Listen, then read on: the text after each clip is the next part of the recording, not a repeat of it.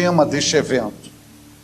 O tema está na segunda epístola de Paulo a Timóteo, no capítulo de número 1, e o versículo é o versículo de número 6. É a temática deste evento, não é isso? Não é isso que vocês proporam? Então nós vamos trabalhar essa temática hoje. Segunda epístola de Paulo a Timóteo, no capítulo de número 1, e o versículo é o versículo de número 6. Quando você achar esse texto da Bíblia, você pode dizer graças a Deus. Diz a Bíblia: por cujo motivo te lembro que despertes o dom de Deus que existe em ti, pela imposição das minhas mãos. Amém? Provavelmente você deve ter uma versão em mãos que muda o verbo despertar para o verbo reavivar. E provavelmente ela está assim: por cujo motivo te lembro que reavives o dom de Deus que há em ti, pela imposição, agora veja um detalhe, das minhas mãos. Amém? Você pode dizer, por favor, desperte o dom que há em ti? Desperte o dom que há em ti. Por favor, mais uma vez. Desperte o dom que há em ti. Por bondade, a última vez. Desperte o dom que há em ti. Eu vou pedir duas generosidades aos irmãos. A primeira delas, por favor, assentai-vos. E a segunda, mantenha a sua Bíblia aberta, porque eu vou fazer uma ministração expositiva e nós vamos caminhar neste versículo, principalmente nesta frase: desperte o dom de Deus que há em ti. Nós vamos caminhar nesta frase com a ministração expositiva. O primeiro momento, o que é bom a gente trazer à memória aqui, é a objetividade paulina ao transmitir este conselho, esta orientação e, por que não dizer, esta exortação. Em segundo lugar, é entender a quem Paulo está falando. E quando nós olhamos para a epístola de Paulo a Timóteo, tanto a primeira quanto a segunda epístola, é notório, é evidente que Paulo está falando ao seu filho na fé, Timóteo. É uma carta pastoral. Só que, quando Paulo chega neste momento, principalmente no versículo de número 6, é como se Paulo estivesse numa linguagem bem humana, segurando os dois braços de Timóteo e sacudindo Timóteo, balançando Timóteo. Numa linguagem mesmo, é como se estivesse sacudindo mesmo, e nos olhos de Timóteo dizendo: desperte o dom de Deus que há em ti. E o que levara Paulo a se posicionar com tanta ênfase, com tanta eficácia, com tanta energia? Porque ele percebera que Timóteo já não estava tão ativo como começara na fé. Na verdade, Timóteo estava cocheando, ele estava vivenciando um conflito dentro de si, porque Paulo já estava velho, já estava findando o seu ministério, e quem daria continuidade de forma sucessória na vida da igreja local era Timóteo. E esse peso de responsabilidade vindo sobre os ombros de Timóteo, mexeu com o homem emocional, mexeu com o homem espiritual de Timóteo, e Timóteo começou a cochear na fé, começou a ter desequilíbrio na fé.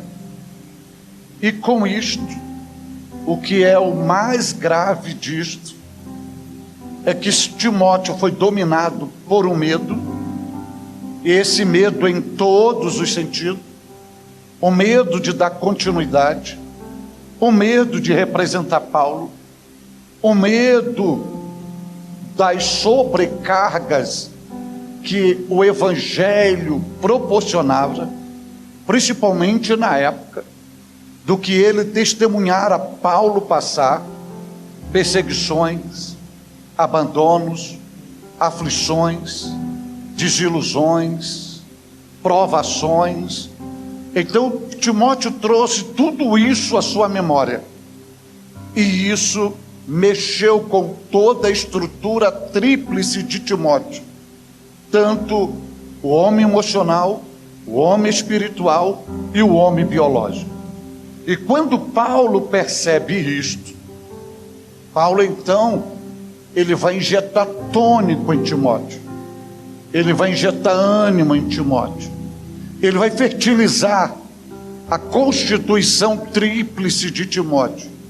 E ele faz tudo isso, como eu vos disse, numa linguagem figurada, como se ele estivesse sacudindo Timóteo e dizendo: acorde, Timóteo, volte à realidade, assuma quem você é, coloque em prática aquilo que Deus estabeleceu para você fazer, aquilo que Deus investiu em você. É a hora de você se posicionar e assumir literalmente quem é você diante do reino de Deus. E é nesse contexto que Paulo começa o versículo de número 6. Você vai ver que Paulo começa assim: por cujo motivo te lembro. O verbo lembrar é num sentido figurado o ato de mexer com a memória de Timóteo, de ativar a memória de Timóteo, é fazer Timóteo repensar, e Timóteo, ao repensar, trazer à sua memória o que ele recebera da parte de Deus, seja por dom, seja por imposição de mãos, seja por profecia. E Paulo diz: eu te lembro, com quem diz: você não é aventureiro, você não está aqui por acaso, você não é uma coincidência, você é uma escolha, você é um projeto, você é uma pessoa que Deus o designou. Hoje você é o alvo, você é o instrumento, você é a pessoa que Deus estabeleceu para dar continuidade. E eu quero que você lembre disto. Por que Paulo vai primeiro na memória, na mente? Porque é a mente que determina o que o corpo vai fazer. Uma mente cauterizada é um corpo cauterizado. Uma mente inerte é um corpo inerte. Uma mente doente é um corpo doente. Uma mente improdutiva é um corpo improdutivo. Mas uma mente fértil é um corpo fértil. Uma mente saudável é um corpo saudável. Uma mente ativa é um corpo ativo. Uma mente próspera é um corpo próspero.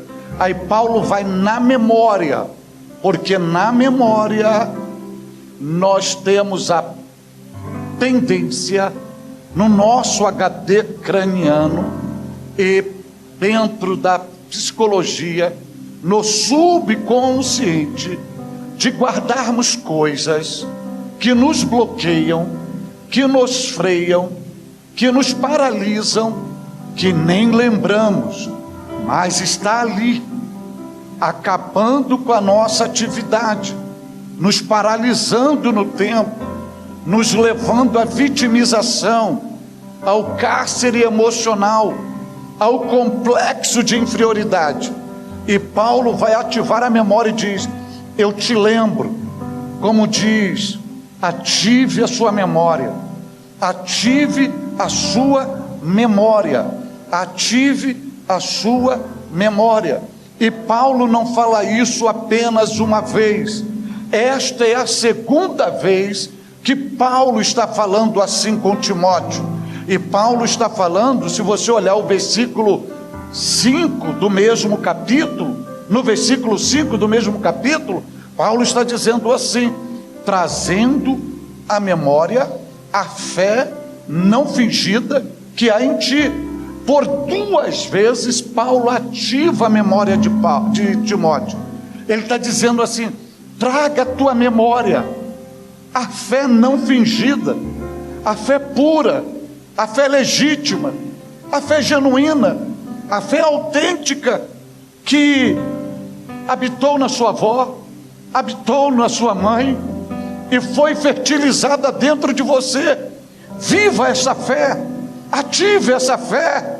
E Paulo está falando assim como: traga a memória.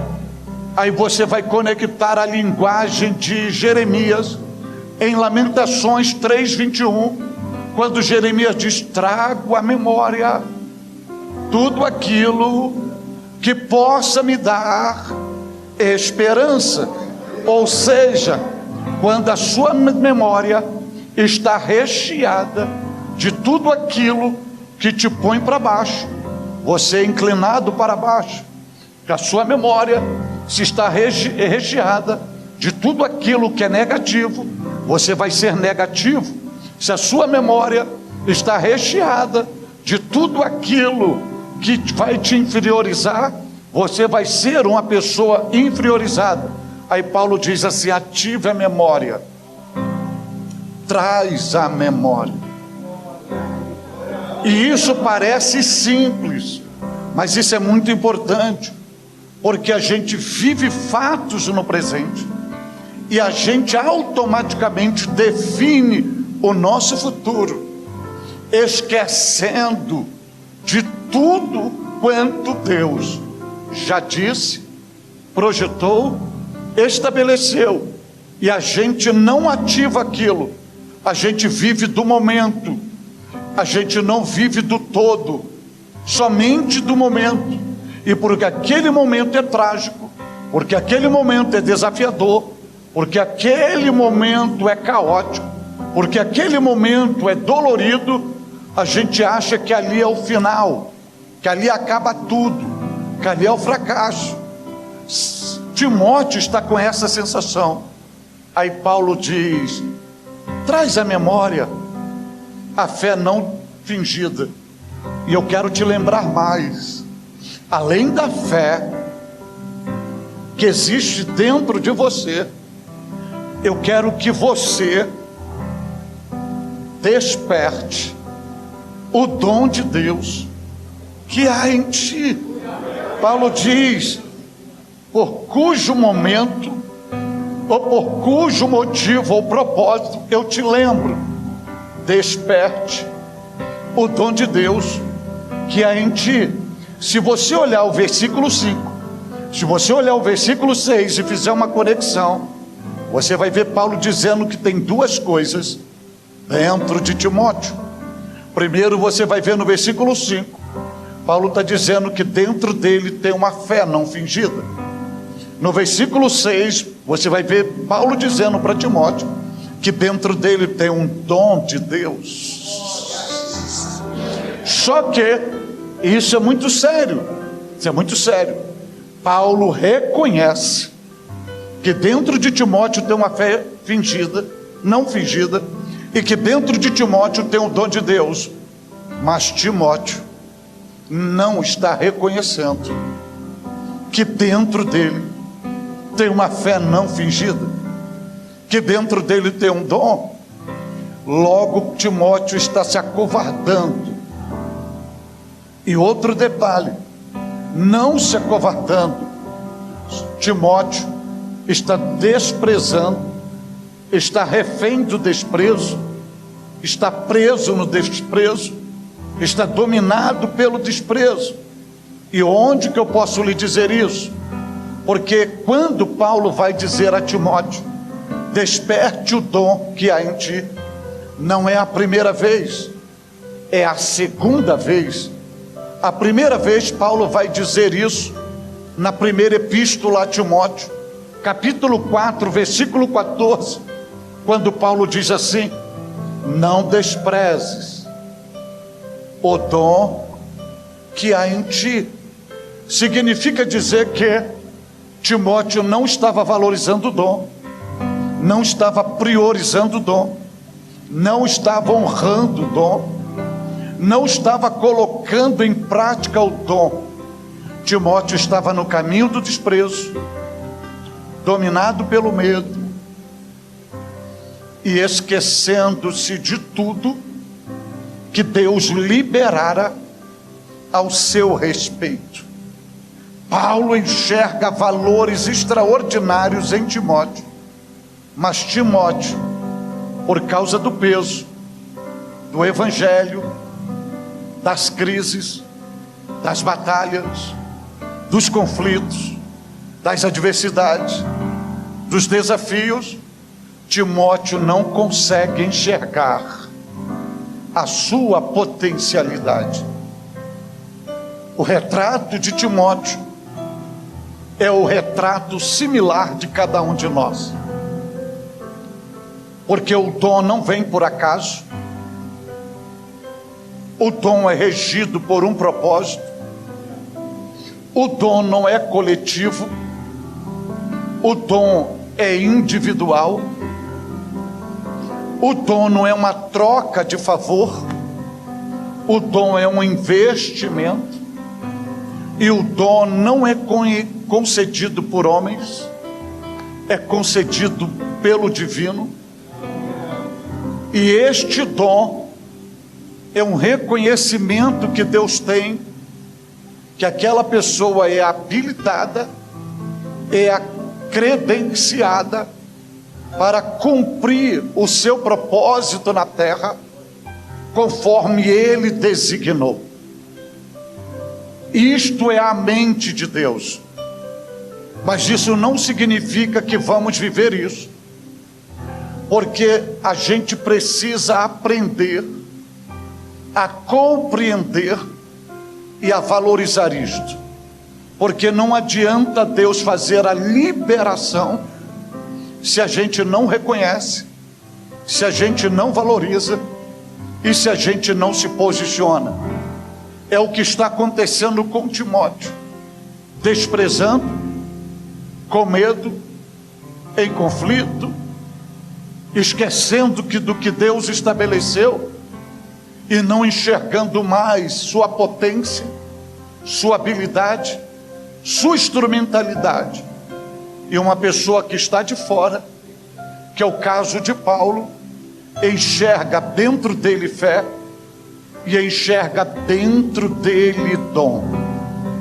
Muitas das vezes nós, numa falsa humildade, que reflete não humildade, mas complexo de inferioridade, de vitimização, nós não conseguimos reconhecer potências em nós, habilidades em nós, valores em nós, e reproduzimos dizendo: isso não é para mim, eu não vou conseguir, tem gente melhor do que eu, comigo não dá certo. Essa pessoa já se sente um inútil, enquanto na mente de Deus, eu coloquei uma fé em você, eu coloquei um dom em você, eu coloquei habilidade em você, eu coloquei algo sobrenatural em você, eu fiz o investimento em você, porque eu acredito em você, e você agora está me dizendo que não consegue fazer isso. Então, por acaso eu errei? Por acaso eu me equivoquei? Por acaso eu falhei? Por acaso eu me enganei? Se eu não erro, se eu não me equivoco, se eu não me engano, se eu não falho, porque eu depositei em você, porque eu sei que você é capaz de fazer, porque o segredo não está em ti.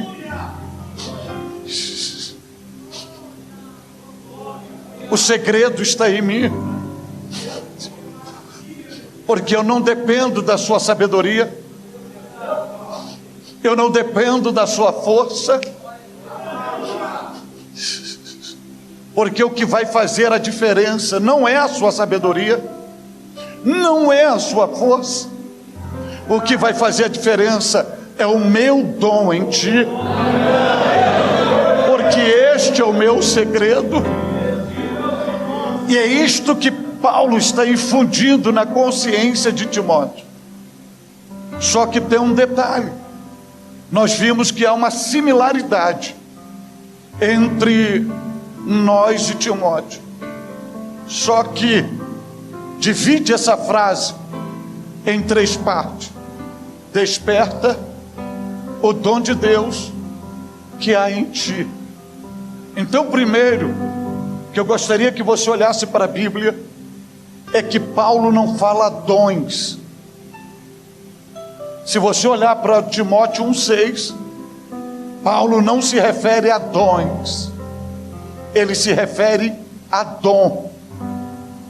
Então ele não está se referindo a dons espirituais, ele está se referindo a dom. À luz da Bíblia, existe o dom de Deus, o dom de Cristo, o dom do Espírito, os dons do Espírito. À luz da Bíblia, o dom de Deus é Cristo. À luz da Bíblia, o dom de Cristo é o Espírito Santo. E à luz da Bíblia, o dom do Espírito Santo é a fé gerada em nós. E os dons do Espírito são a distribuição dos dons espirituais. Só que Paulo não está se referindo a dons espirituais. Paulo está se referindo ao dom de Deus. O dom de Deus, à luz da Bíblia, é Cristo.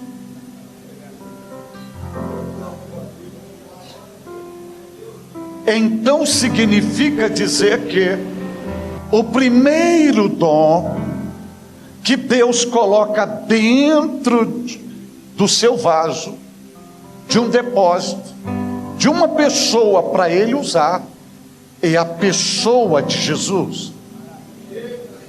É a pessoa de Jesus. E quando a pessoa de Jesus, ela se torna toda inclusiva, essa pessoa tem a habilidade de dizer, como disse Paulo: não sou eu quem mais vive, mas é Cristo que vive em mim. O Cristo está todo inclusivo. O Cristo está todo inclusivo. Só que quando o dom do Cristo, o dom de Deus, o Cristo, é doado para este vaso, para esse instrumento, para esta pessoa, que isso aqui parece simples,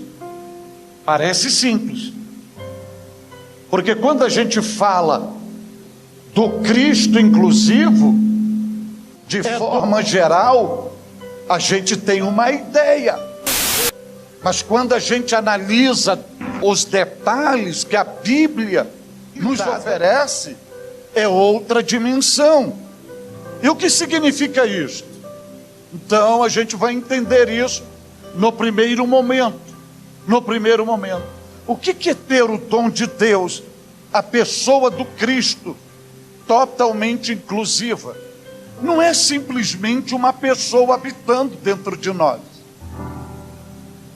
mas é esta pessoa que está dentro de nós, gerando diariamente uma metamorfose no nosso interior, para que ela possa ser reproduzida no mundo dos homens, através da nossa expressão comportamental. O que significa isso? Então significa que quando Cristo, Ele está todo inclusivo dentro de você, então a primeira coisa que vai acontecer é uma mudança na sua mente, que aí você já passa a ter a mente de Cristo. Então os seus pensamentos já não são iguais de outrora, porque você passa agora a pensar igual a Jesus. Além disto, os seus ouvidos, o que você vai ouvir, você já não vai ouvir como ouvira, você já vai ouvir como Jesus. Aí chega Jesus em Apocalipse 2:7, ele vai dizer: quem tem ouvidos, ou quem tem ouvido, ouça o que o Espírito diz à igreja. Ele não disse quem escuta, ele diz quem ouve, porque a maioria dos crentes escutam, mas não ouvem. E há uma diferença muito grande entre escutar e ouvir.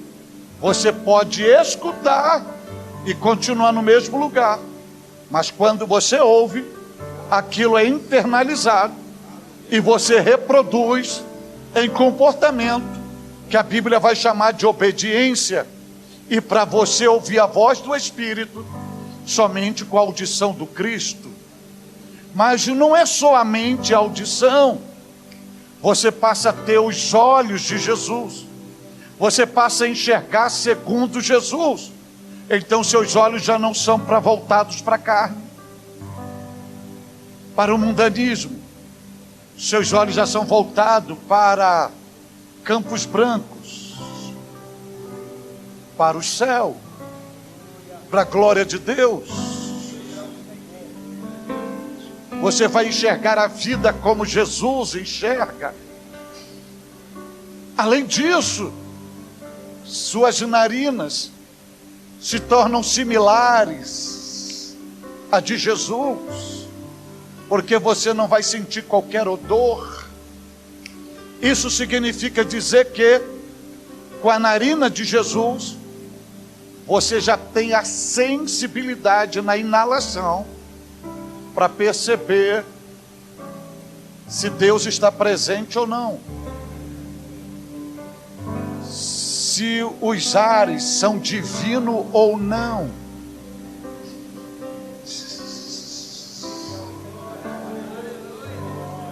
Se o aroma é de incenso ou de carne crua. Você sente isso no odor. E eu estou falando isso em todos os sentidos. Mas quando ele está internalizado, não somente o ouvido, a mente, os olhos e a narina, mas os seus lábios se tornam os lábios de Jesus. Isto significa dizer que no momento que ele está intronalizado, há uma mudança verbal. Ou seja, a sua linguagem não é mais a mesma. Não é mais liberação de palavras profanas, promíscuas, malditas, julgadoras, porque a tua palavra, os teus lábios se tornam fonte de vida, fonte de saúde, fonte de bênção, fonte de cura, porque quando você libera a palavra, são sementes proféticas lançadas no mundo espiritual, e a sua palavra, o Cristo internalizado, Esta palavra produz milagres. E eu estou falando isso, ele tomando você por completo. Aí você me diz assim, você falou da parte da cabeça e o tronco. Então vamos chegar no tronco. Quando ele está internalizado, ele domina todos os seus ombros. Ele domina todos os seus ombros. Para quê? Porque a única coisa que cabe nos seus ombros não é o jugo do pecado. A única coisa que cabe nos seus ombros é a cruz de Cristo. E o homem natural, ele não suporta o peso da cruz de Cristo. Para ele suportar a cruz de Cristo, ele precisa ter o dom de Deus dentro dele. Porque ele está sabendo que ele está indo para o seu propósito. E ele sabe que no caminho desse propósito, a cruz vai pesar. Ele vai ser alvo de humilhação, de esbofeteamento. Vão cuspir no seu rosto, vão lhe chicotear, vão lhe trair, vão lhe abandonar, vão lhe julgar, vão lhe vender. Vai ser crucificado, mas ele não abre mão, porque ele sabe que tem um propósito, e o seu propósito está acima dos seus sofrimentos, porque o que vale é o propósito, não são os sofrimentos, porque os sofrimentos fazem parte da realização do propósito.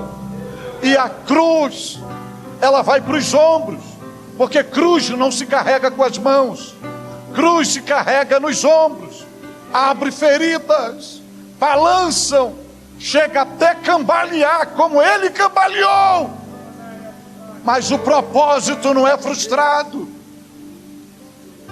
Ele chega ao desígnio que o Pai estabeleceu. E para suportar isso, o Cristo tem que estar todo inclusivo. E se você olhar para as palavras de Isaías, se referindo a Jesus, diz que ele trazia nos seus ombros o principado. Então não é só a realeza dele. Você traz as dores dele, o sofrimento dele.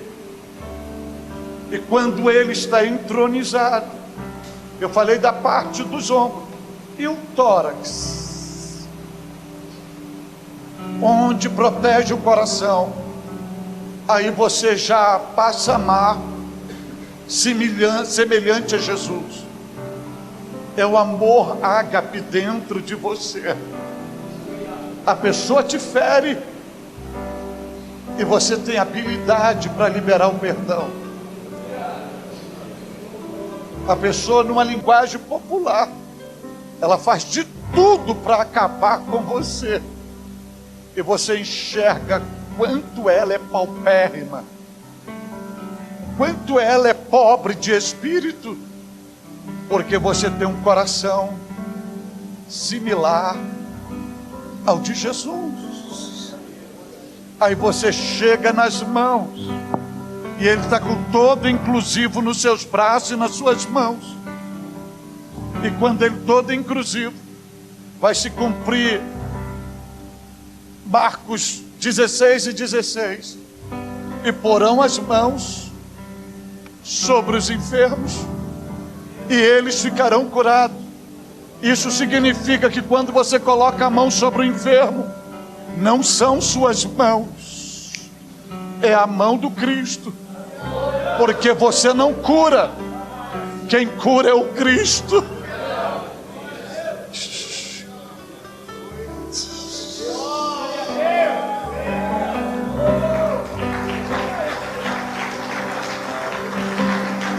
E além disso, ele todo inclusivo, chegamos na parte da cintura, ou dos lombos, que a Bíblia diz, porque que vem luta, vem tempestade, vem guerras, Você balança para lá e para cá, porque você tem estabilidade. Você está com os lombos cingidos, porque o Cristo está dentro de você. E as pessoas não entendem, porque na expectativa delas, você nunca mais se levantaria, ou continuaria. E quando chega no outro dia, você está caminhando, você está de cabeça erguida, porque os seus lombos estão cingidos. Além disto, quando Ele domina seus joelhos,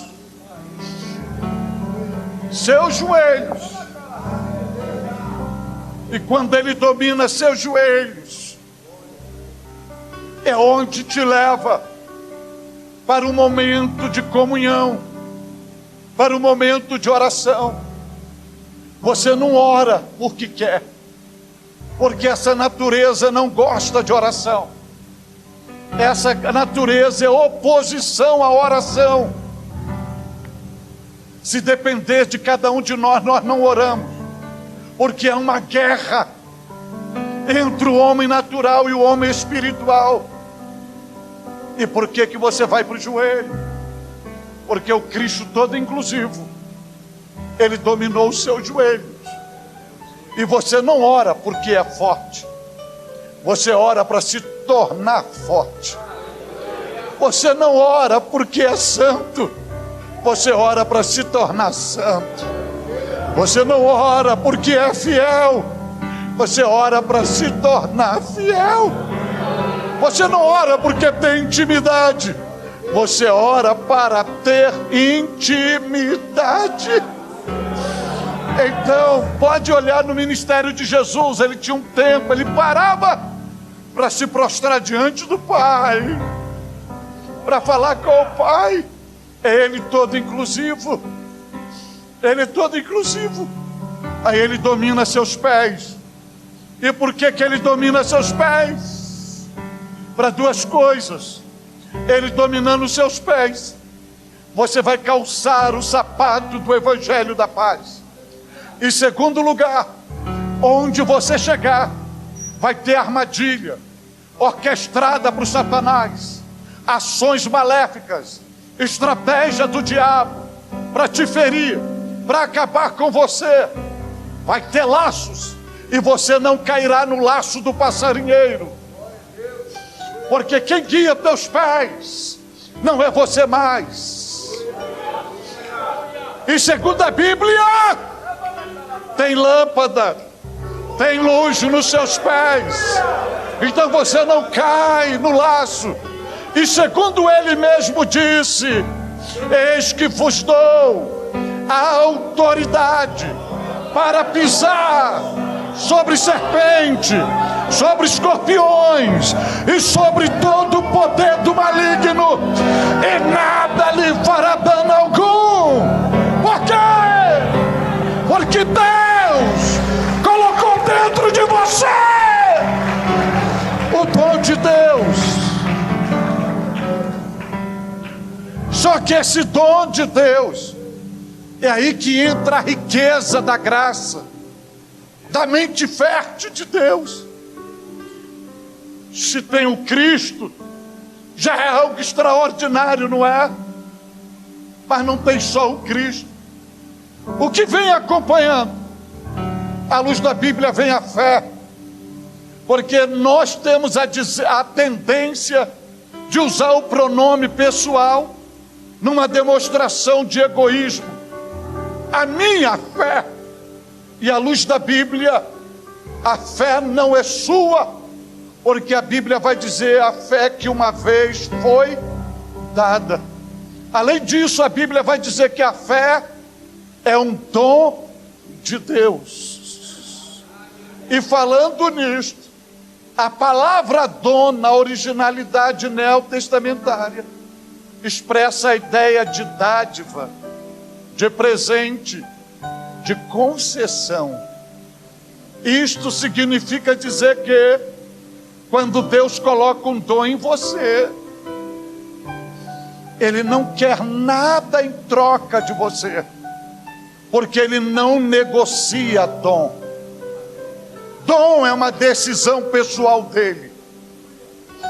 É uma expressão da bondade dele.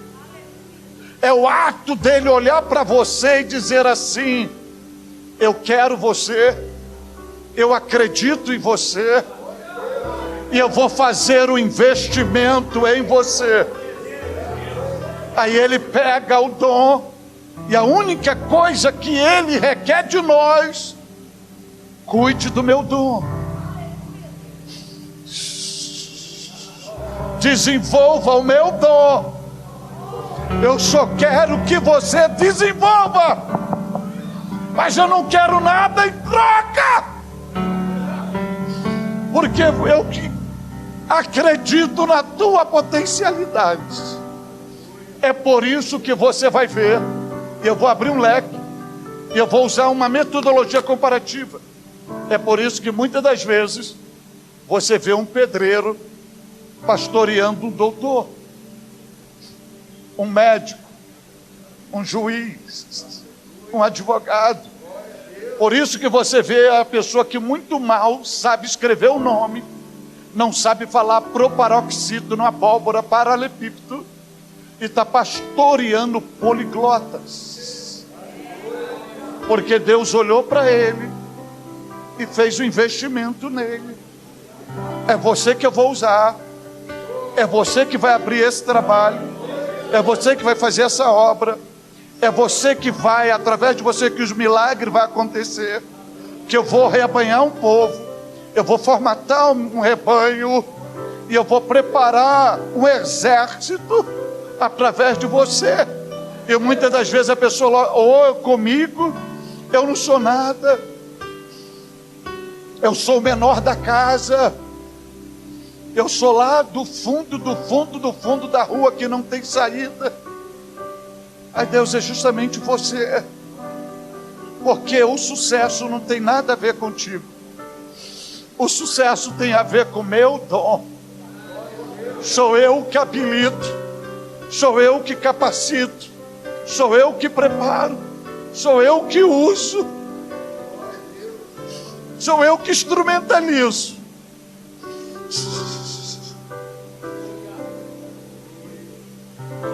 Então, o que Deus quer dos senhores e senhoras é apenas que cuide e desenvolva o dom. Além da pessoa do Cristo inclusivo, tem a fé, que não é sua, tem a graça de Deus, que Ele coloca dentro de você, para te fortalecer diariamente.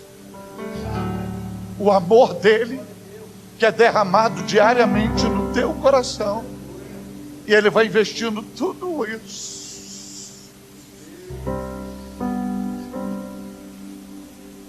Agora preste atenção nesse detalhe. Não diz assim, em ti. Não diz isso a Bíblia?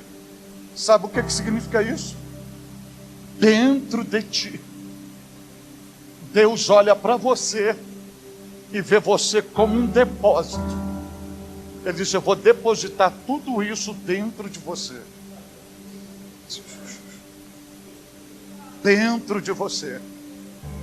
Então você precisa entender que dentro de você, além do Cristo, além da fé, além da graça, além do amor, tem talentos dentro de você, tem potencialidades dentro de você, tem habilidade dentro de você, e tem ministério dentro de você, tem vocação dentro de você, tem músicas dentro de você, tem livros dentro de você, tem igrejas dentro de você, que Deus colocou dentro de você. E eu vou lhe provar isso biblicamente. E você me diz assim, quando eu recebi isto? Quando eu recebi isto? Você pode ter recebido isso de algumas maneiras, à luz da Bíblia, quando você estava numa massa informe, no ventre da sua mãe, quando a semente do seu pai sobreviveu às milhões de sementes que disputavam contra ela, e atingiu o óvulo da sua mãe. E quando esse óvulo começou a desenvolver no útero materno, ouça o que eu vou lhe dizer, numa regência da presciência da vontade divina vinculada ao seu propósito, ele esteve no teu útero, no útero da sua mãe, via a pessoa do Espírito Santo, e naquele óvulo em desenvolvimento colocou tudo isto: dons, aptidões, habilidades dentro de você. E estou dizendo isso à luz da Bíblia. É só você ler Jeremias, capítulo 1, versículo 5. Quando Deus chama Jeremias para ser profeta, e ele está com 20 anos de idade, ele diz: não, isso não é para mim, eu não passo de uma criança. E Deus faz um protesto e diz: não diga, Jeremias, que tu não passa de uma criança, porque eu te conheci, ou eu te conheço antes do ventre de sua mãe, e eu te consagrei e te dei as nações por profeta.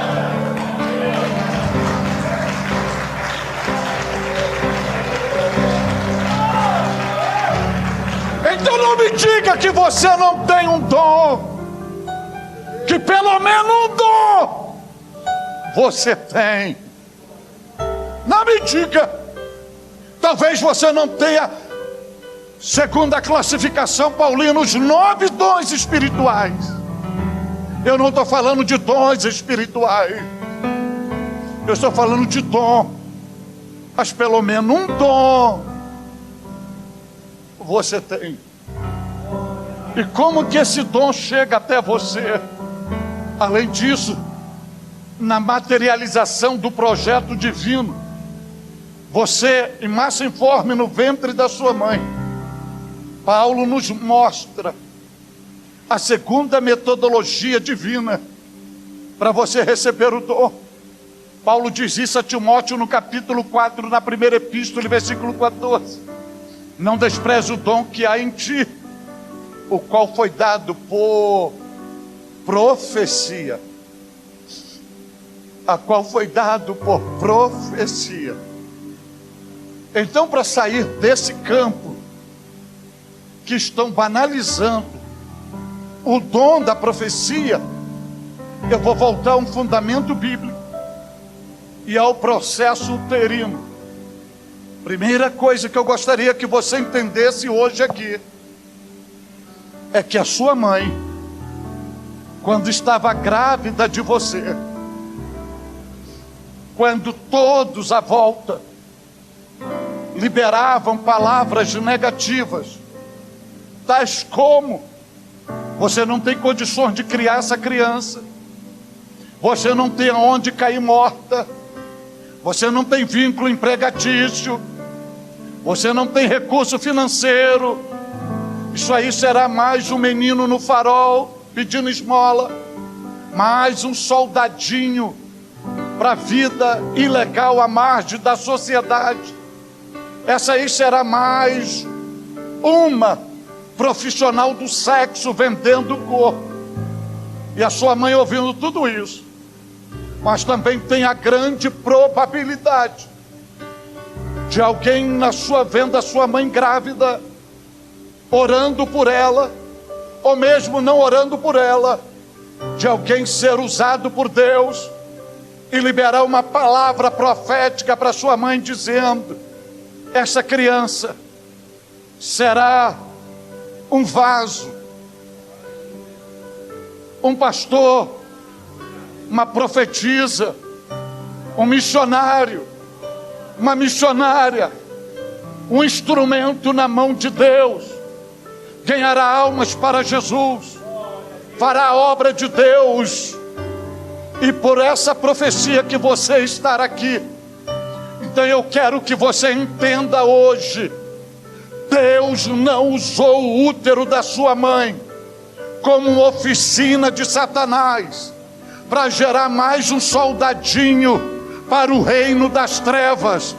Deus usou o útero da sua mãe como uma manjedoura profética para gerar um homem de Deus, uma mulher de Deus, para gerar um profeta, para gerar uma profetisa, para gerar um instrumento, para gerar uma levita, um pastor, um obreiro.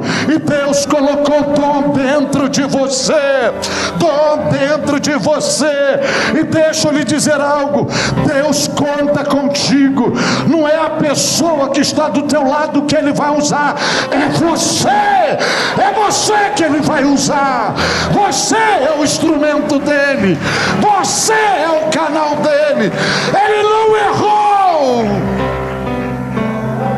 ele não errou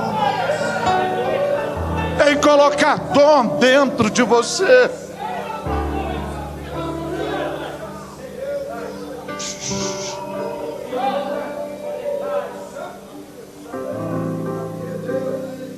Agora eu preciso dizer pelo menos 3 coisas para vocês. 3 coisas para vocês. Primeiro, lhe fundamentar biblicamente que pelo menos você tem um dom. Lembra da parábola dos talentos? Que na epígrafe vem 10 talentos, mas não são 10 talentos. Jesus começa distribuindo com 5 e vai terminar com 1. Isso significa dizer que no reino de Deus ninguém vive sem talento. Pelo menos um talento você tem. E dado por quem? Pelo próprio Jesus. Agora, o grande segredo, como você lida com talento? Existem 2 atitudes. Primeiro, como os 2 que receberam em primeiro lugar o talento. O que eles foram? A Bíblia diz: granjear, desenvolver, multiplicar, fazer o talento crescer. O outro, com medo do Senhor, enterrou os seus talentos. Então aqui um detalhe: pare de terceirizar a responsabilidade, a culpa ao diabo, porque você está parado, porque você optou deixou de ser um granjeador de talento para optar para ser o coveiro do seu próprio talento. Não foi a igreja que enterrou o seu talento, não foi a liderança da igreja que enterrou o seu talento, não foi o irmão da fé que enterrou o seu talento, e não foi o diabo que enterrou o seu talento. Foi você mesmo, com medo do teu Senhor, porque você nunca se relacionou com Ele por prazer, por amor e temor, sempre com medo dele. Quem enterra o talento somos nós. Então pare de terceirizar a culpa, porque nada acontece contigo. E eu vou pontuar biblicamente: para você enterrar o seu dom, você não precisa desviar, você não precisa pecar, você não precisa ir para o mundo. Sabe qual é o local mais propício para você perder o seu dom? Na própria casa de Deus. Eu vou lhe mostrar isso numa parábola de Jesus. Capítulo 15, Jesus conta 3 parábolas. Jesus conta a parábola do pai que perde o filho, do pastor que perde uma ovelha, mas ele conta de uma mulher de 10 dracmas. Onde aquela mulher vai perder a dracma dela? Não é do lado de fora. Ela perde a dracma dentro de casa. Posso falar algo aqui que é homens de honra, então estão preparados para ouvir. É preparado para ouvir. Quem se converteu na década de 80, 70, 80, 90, vai entender o que eu vou falar. Na década de 80, Satanás tinha uma estratégia. E qual era a estratégia? Era atingir o crente e tirar o crente de dentro da igreja e levar o crente para o mundo. Pode ver as estatísticas que nessa década, o período mais fácil de um crente se desviar: Carnaval, Copa do Mundo, Natal e Ano Novo. De 2000 em diante, Satanás mudou a estratégia. Hoje ele não tem interesse de levar as pessoas lá para fora. A estratégia é a pessoa se desviar e continuar dentro da igreja, porque é menos um dom sendo usado, é menos um louvor, é menos uma oração, é menos uma adoração.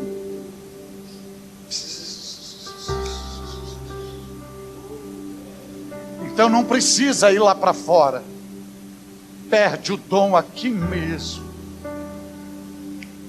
Só que tem outro detalhe: ou você se conforma com o dom perdido, ou você toma a atitude daquela mulher. Primeira coisa que ela fez foi acender a luz.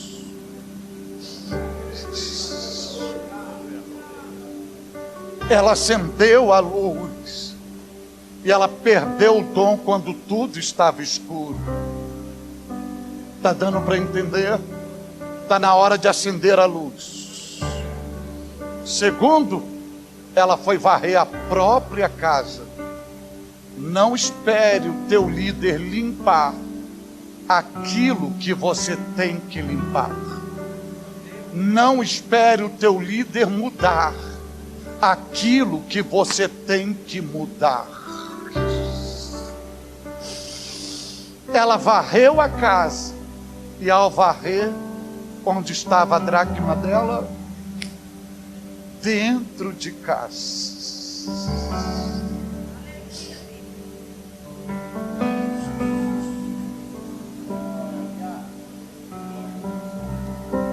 Eu disse tudo isso para chegar num verbo nesse versículo.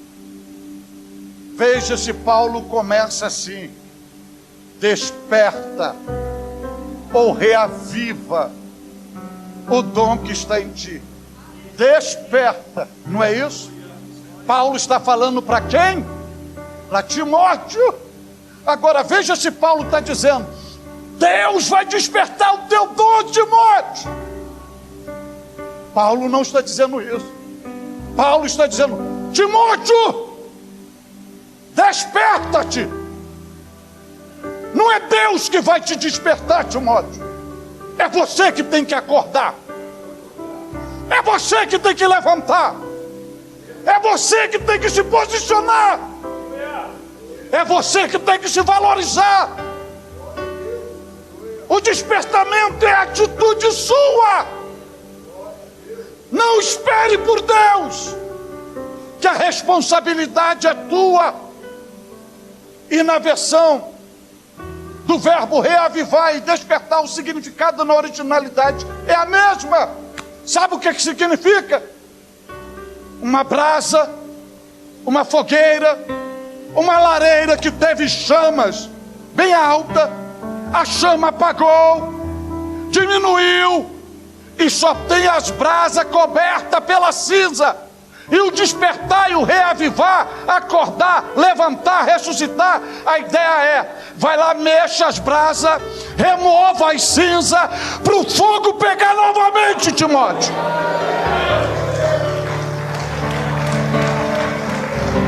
Deus te trouxe hoje aqui para ecoar sua voz falando contigo, meu filho, minha filha.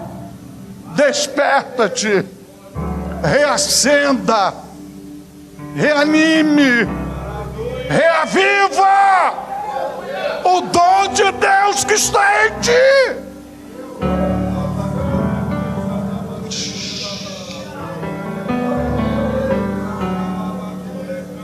Então não depende de Deus, não depende de mim, não depende do teu líder, e não depende da pessoa que está ao seu lado, depende de você. Chegou a hora de você mexer aí dentro e começar a tirar tudo aquilo que esfriou o teu dom, que apagou as chamas, e começar a remover as cinzas e deixar o vento do Espírito reacender a chama.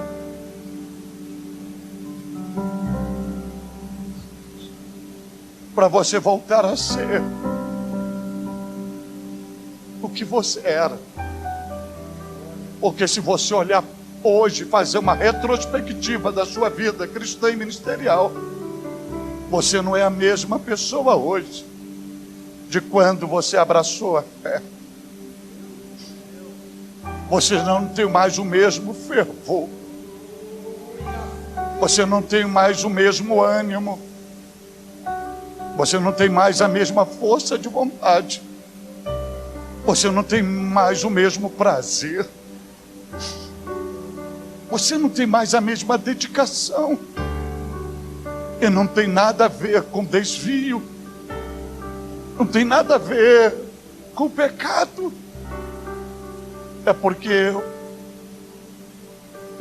o dom você guardou, esfriou e não tem mais ativo dentro de você. Mas nem tudo está perdido. Porque Paulo diz assim: reavive, desperta. E eu estou falando a obreiros, a líderes aqui, e eu vou colocar isso aqui na prática.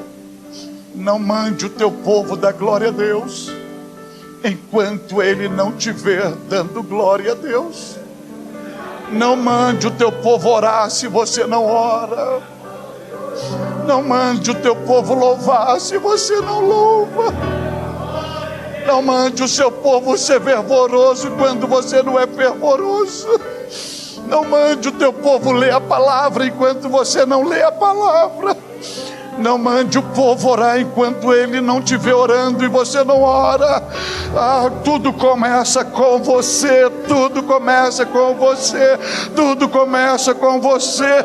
E você olhar para a história, os grandes avivamentos, as grandes mudanças, as grandes transformações, o grande impacto que Deus fez na história da humanidade, Ele nunca fez com a coletividade, Ele sempre fez com uma pessoa, desenvolvendo o seu dom, desenvolvendo o seu dom. E eu quero que você entenda que tem dom aí dentro de você. Então hoje, não é Paulo, mas o Espírito Santo, numa linguagem antropomórfica, ele está segurando os seus dois braços e está sacudindo você, dizendo: filho, filha, reavive esse dom, desperte esse dom, acorde esse dom, ressuscite esse dom, traga esse dom para fora, traga.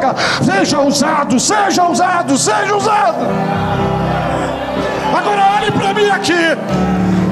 Olhe para mim aqui. Eu estou a 1h40 Só liberando Bíblia para vocês. Só liberando Bíblia para vocês.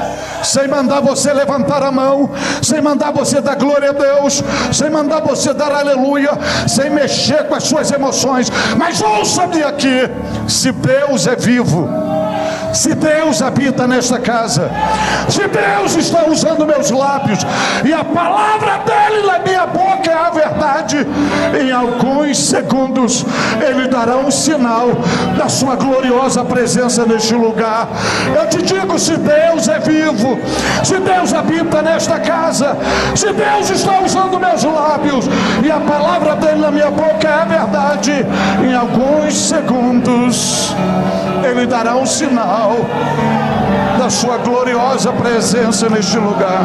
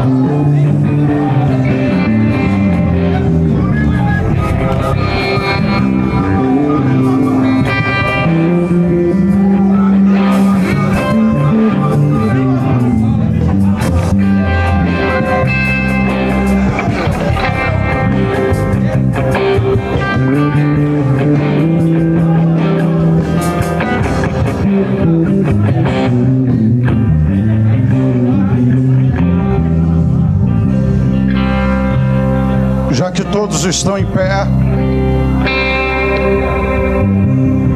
do jeito que estamos, da maneira que você aprendeu, se você quer levantar a mão, você levante.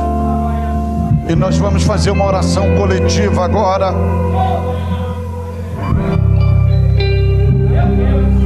É uma oração de rendição, é uma oração de entrega. E se você tem a habilidade e não tem constrangimento de levantar as mãos para adorar, levante bem suas mãos e diga comigo: Senhor Deus, eu me rendo a Ti para lhe pedir perdão. O Senhor fez o investimento em mim, mas eu não valorizei como deveria ser valorizado. Então eu chego diante da Tua face para dizer: perdoa-me, perdoa-me. Não leve em conta a minha ignorância. Perdoa-me. E por amor ao Teu nome, eu declaro que eu não abro mão de Ti. E eu reconheço que o Senhor acredita em mim. E o Senhor colocou um dom dentro de mim para o uso exclusivo, visando a Sua glória. Então hoje estou aqui e eu desperto o meu dom, o meu desperto, o meu dom. Eu desperto o meu dom, porque a minha vida só tem sentido colocando em prática o dom que Tu me deste. Então, por amor ao Teu nome, eu abro meu coração para lhe dizer: eu não tenho medo de Ti, eu tenho temor. E hoje eu retorno ao meu propósito e Te digo assim: eis-me aqui, conte comigo, usa-me, usa-me, usa-me, usa-me, usa-me, usa-me, usa-me, usa-me, usa-me, usa-me, para a glória do Teu nome. Usa-me, usa-me, usa-me.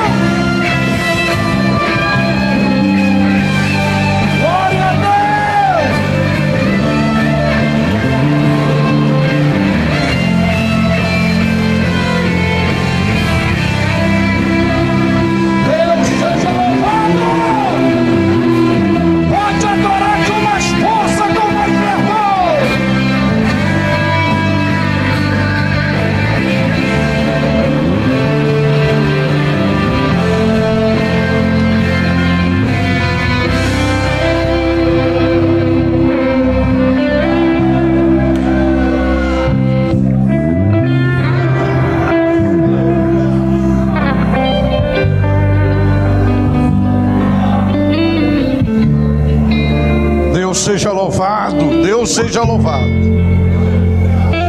Glória a Deus.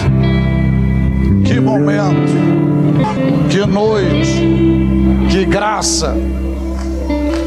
Glória a Deus.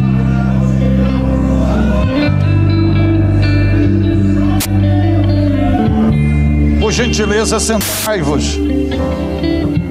Eu já vou passar para a liderança, para a coordenação.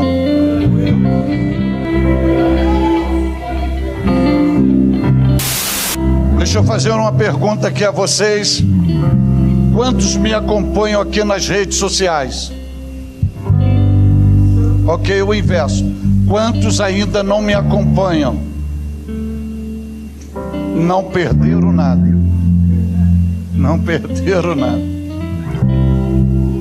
Mas se você quiser me dar um voto de confiança, lá no Instagram, me siga lá, @PR Cláudio Gama Oficial, no YouTube, Cláudio Gama Oficial, no TikTok, no Facebook, nos dê esse apoio. Eu perguntei, porque quem me acompanha nas redes sociais, sabem que Deus me pediu meu filho de 30 anos, como oferta de sacrifício de louvor. Eu estou há 1 ano e 2 meses vivenciando esse luto. Eu vi meu filho nascer e após os médicos, a próxima pessoa segurar o meu filho e colocar no berço. Aos 4 anos ele foi batizado com o Espírito Santo, comigo pregando. Aos 12 anos eu batizei nas águas, discipulei, se tornou um presbítero, um pastorzão nato, um expoente, um mestre na palavra, pastor mesmo de igreja, vivia rebanho, vivia igreja, um poliglota, falava vários idiomas.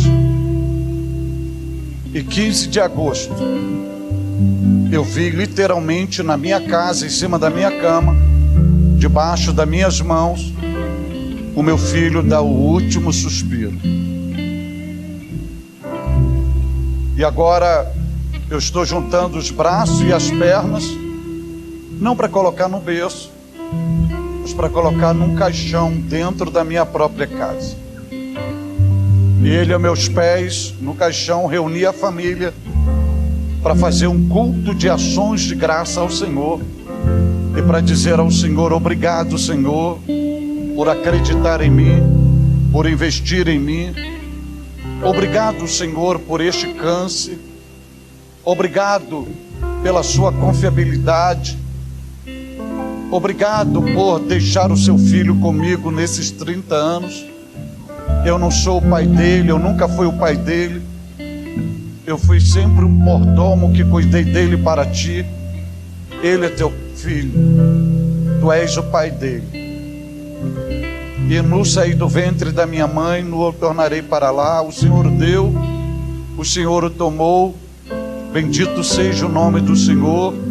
E eu quero que tu saibas, mesmo estou recolhendo ele, o meu amor por ti não diminuirá, se multiplicará, e onde me levares, eu anunciarei que tu és Deus, é grande, é fiel, cura, faz, que o Senhor não mudou, que sou eu mesmo, que eu não te sirvo pelo que o Senhor me dá, mas pelo que o Senhor é. Quem acompanhou e vai lá no Instagram, 15 de agosto, 16 de agosto, eu não fiz um velório, eu fiz uma festa, coloquei um músico, vários músicos, fiz uma celebração, porque não houve morte, houve uma entrega de uma oferta, não houve perda, houve uma restituição, houve um reconhecimento que Deus é o dono de tudo. O meu filho estava indo para o CTI tirar 2 lóbulos do pulmão, que já estava contaminado pela enfermidade, e ele me ajudava a pastorear algumas famílias numa comunidade carente, numa área de risco no nosso município. E ele me chama e diz assim: pai, eu não sei se eu sairei vivo de lá, porque os médicos não podem me curar, só Deus pode me curar. Eu saindo vivo ou não, eu quero lhe fazer um pedido. O senhor constrói uma igreja para aquele povo? Eu, sem nenhum recurso financeiro, eu assumi um compromisso com ele. Meu filho saiu da cirurgia, ele viu eu comprar o terreno, lançar o fundamento, levantar a igreja. Mas ele não verá a igreja concluída e humanamente ele não verá a inauguração da igreja. E hoje a gente vive um grande desafio. Eu vindo para cá com uma grande preocupação. Vamos ter que botar um concreto agora, terça-feira, R$5.541, essa metragem de concreto que vamos colocar. E a gente vive em comunidade, área de risco, pastoreando, baixa renda com muita honra. Sou voluntário pastoral há mais de 30 anos. Não recebo uma remuneração, uma premenda da igreja. Pelo contrário, onde me abençoo, eu canalizo tudo para esse projeto. Vamos fazer o Natal missionário agora, solidário, 170 crianças, filhos de quem vive à margem da sociedade, crianças de 10 anos, que o sonho é ser dono de uma área ilegal da sociedade. Vocês estão entendendo? E lá nós estamos desafiando. Eu estou falando isso não para tirar sua oferta, porque Deus criou alguns meios para eu poder cumprir o propósito e realizar o sonho do meu filho. E um dos meios são os meus livros. Eu trouxe 3 temas para abençoar a sua vida. Este aqui, superando os Getsêmanes da vida. Eu trato de uma reação depressiva do homem chamado Jesus. Jesus teve reação depressiva, reação do síndrome do pânico, exaustão emocional, esgotamento emocional e até físico. Como que ele saiu disto? Nós vivemos uma sociedade machista, onde o homem não chora. A gente a chorar em casa, os pais engolem o choro, o professor engole o choro, e a sociedade diz que o homem não chora. Jesus desconstrói isso. Você nunca vai ver na Bíblia escrito que Jesus sorriu, mas vai ver escrito 2 vezes que ele chorou, porque ele fazia do choro a metodologia terapêutica para jogar tudo que é tóxico para fora, para viver de bem com a vida, com Deus e consigo mesmo. Além disso, nós nos vestimos de super-herói, nos trancamos em nós mesmos, não falamos das nossas dores, e é por isso que surge a ideia suicida, os AVCs, porque se escondem no seu status ministerial, social, e não fala das suas dores. E você vai aprender aqui: não tente ser divino quando você tem que ser humano. Jesus não vence suas crises usando sua divindade, ele vence usando a sua humanidade. A sociedade e a igreja brasileira não precisa de deuses, precisa de humanos. Quanto mais tentamos ser deuses, mais reproduzimos a natureza de Satanás. Mas quanto mais somos humanos, reproduzimos o divino na face da terra. E aqui você vai ter um capítulo falando do meu Getsemane, 11 anos, lutando com câncer e dando glória a Deus e vendo o milagre de Deus, porque pela medicina, quando foi diagnosticado em 2013, eram 3 meses de vida, e Deus sustentou 11 anos. Este livro tem abençoado muita gente, e é através deles que eu construo esta igreja. E este aqui, porque Deus permite Satanás tocar em você. Há um decreto no Novo Testamento que o inimigo não toca no nascido de Deus. Só que quando você lê Jó, você vê o diabo tocando em Jó. Há uma contradição? Não. Não há contradição. Literalmente, Satanás não tem autonomia de tocar no Filho de Deus. Mas isso não significa que ele não possa tocar. A nossa vida é regida pela soberania e pela vontade permissiva de Deus. Então, para ele tocar, Deus tem que dar uma permissão. Você vê isso Jesus falando com Pedro. O diabo pediu para ser andar contigo, só não foi autorizado porque eu roguei por ti. Você vê isso em Paulo, por causa da revelação que ele teve, foi enviado um mensageiro de Satanás para esbofeteá-lo. Então, à luz da Bíblia, Deus permite Satanás tocar no filho dele. Injustiça, desamor, abandono ou crédito, ou honra. Nós fomos ensinados a ter fé em Deus, mas ninguém nunca nos ensinou que Deus tem fé na nossa fé. O que significa isso na prática? Quando Deus permite Satanás tocar numa pessoa, é porque Deus acredita tanto na fé dele, que Deus diz: pode tocar, pode tirar tudo, só não mata, porque eu sei que ele não vai me negar, não vai me abandonar, não vai me trair, e ele ainda vai tirar força da fraqueza, adorar o meu nome, e vai dizer que eu sou bom, e vai dizer que eu te amo. E Deus permite para 3 propósitos: para te honrar diante dos anjos, diante do diabo, diante dos homens, porque lá na frente ele tem algo que teus olhos não viram, teu ouvido não ouviu, não chegou no seu coração, mas para você alcançar é necessário esse processo, porque Deus permite Satanás tocar em você. E esse aqui, 5 passos para se tornar um pregador pentecostal eficaz. Não é esboço, não é hermenêutica, não é exegese, é um estilo de vida. Que é um pregador? Pré-púlpito, no púlpito, pós-púlpito. Como se enquadrar dentro do horário?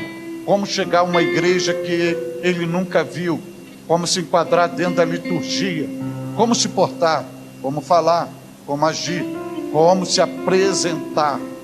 A vida do pregador em vários sentidos, desde a vida espiritual, devocional, preparação do sermão, vida familiar, financeira, emocional, física, social, o chamado, a separação. O que é isso? Então, tudo isso aqui, à luz da Bíblia, para abençoar a sua vida. Quanto é um saco de cimento aqui nesta cidade?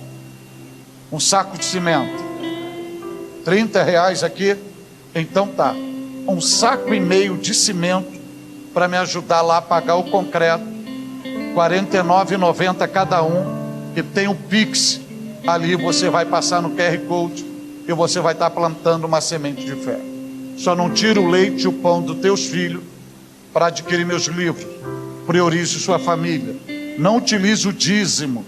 Seja fiel ao Senhor no dízimo e devolva o mesmo onde você é alimentado pelo Senhor. Mas se você pode ser fiel no dízimo e cuidar fidedignamente da sua família, eu conto muito com a sua boa mão amiga, com o seu sentimento de família, com o seu amor cristão, com a sua solidariedade, porque Jesus ensinou: quem faz a um dos meus pequeninos, a mim me faz. Deus te abençoe. É só procurar ali o irmão Marcos, que vai atender você com muito carinho. Deus o abençoe. Muitíssimo obrigado por me receber aqui. Eu estou bem acolhido aqui com vocês, me sentindo em casa, sendo abençoado. Vocês são o bálsamo de Deus para aliviar um pouco a minha dor neste paus, nesse luto. E eu estou saindo daqui com a minha alma fertilizada. Quero agradecer muitíssimo ao pastor José Roberto pela permissão de eu servir a Jesus hoje debaixo de sua autoridade. Que a bênção, a graça, o amor de Deus sejam multiplicados na vida de vocês. Deus vos abençoe.